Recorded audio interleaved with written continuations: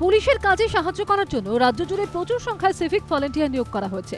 এবার school শিক্ষকতায় internship চালুর ভাবনা রাজ্য সরকারের। বিরোধীদের অভিযোগ, 2011 সালে তৃণমূল সরকার ক্ষমতায় আসার পর থেকে ধারাবাহিকভাবে শিক্ষক নিয়োগ বন্ধ হয়ে গিয়েছে। এই পরিস্থিতিতে সোমবার স্কুলে শিক্ষানবিশ শিক্ষক পদ সৃষ্টির পরিকল্পনার কথা জানালেন মুখ্যমন্ত্রী।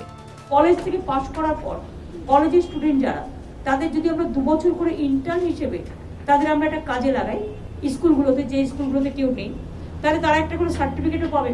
ভবিষ্যতে তাদের পারফরমেন্স ভালো হলে রিভিউ করে তারা একটা প্রায়োরিটি পেয়ে যাবে যখন টিচার্স অ্যাপয়েন্টমেন্ট হবে।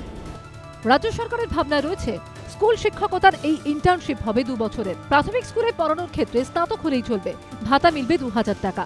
মাধ্যমিক ও উচ্চ মাধ্যমিকে পড়ানোর যোগ্যতা মান অনার্স গ্র্যাজুয়েট ও স্নাতকোত্তর, ভাতা মিলবে 2500 টাকা। 2 বছর পর এই ইন্টার্ন শিক্ষকদের কাজের পর্যালোচনা করা হবে। এখন পঞ্চম শ্রেণী পড়ানো হয় হাই স্কুলে। শিক্ষক সংকট মেটাতে এবার পঞ্চম শ্রেণীকে প্রাথমিকে আনারও চিন্তা ভাবনা করছে রাজ্য সরকার। সোমবার নবান্ন সভাঘরে শিক্ষামন্ত্রী, সব বিশ্ববিদ্যালয়ের উপাচার্য, 500-রও বেশি কলেজের অধ্যক্ষ, স্কুল শিক্ষা দপ্তরের আধিকারিকদের নিয়ে বৈঠক করেন মুখ্যমন্ত্রী। সূত্রের খবর, ওই বৈঠকে উঠে আসে একাধিক কেন্দ্রীয় সংস্থার প্রসঙ্গ। রাজ্যে আয়ুষ্মান প্রকল্প বাতিল করে কেন্দ্রের বিরুদ্ধে সুর চড়িয়েছেন মুখ্যমন্ত্রী। এবার বিশ্ববিদ্যালয়ের উপাচার্য, কলেজ অধ্যক্ষের সামনে মুখ্যমন্ত্রীর সমালোচনার মুখে বিশ্ববিদ্যালয় মঞ্জুরি কমিশন। সূত্রের খবর, বৈঠকে একটি বিএড কলেজের অধ্যক্ষ বলেন, কেন্দ্রীয় সংস্থা এনসিটি ঘন ঘন নতুন নিয়ম চালু করছে, এতে আমাদের অসুবিধা হচ্ছে। সেই প্রসঙ্গে মুখ্যমন্ত্রীর বক্তব্যে আসে ইউজিসির প্রসঙ্গ। ইউজিসি টাকা দিচ্ছে না অনেক জায়গায়, সেটা কমপ্লেন করছে অনেকে। ইউজিসি টাকা পাচ্ছে না, এমনকি পিএইচডি স্কলারদের টাকাও বন্ধ করে দিচ্ছে, আপনারা জানেন।